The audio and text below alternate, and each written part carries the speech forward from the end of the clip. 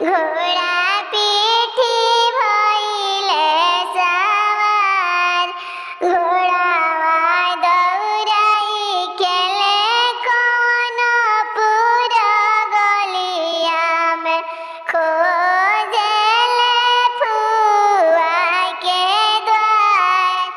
দৌড়া দৌড়াই বাবু কনপুর কে গলিয়াম, খোঁজেলে দিদি কে দ্বার। খোঁজেলে দিদি কে দ্বার।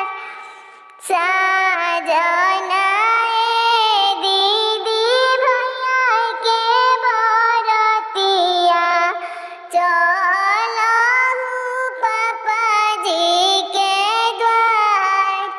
সাজনায়ে বুয়া ভতিজাকে বরতিয়া, চলহু পাপাজি কে द्वार।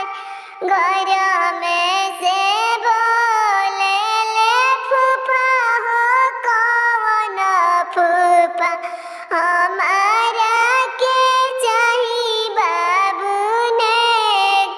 घर में से बोलेले जीजा हो कौन जीजा, हमारा के चाही सरौने।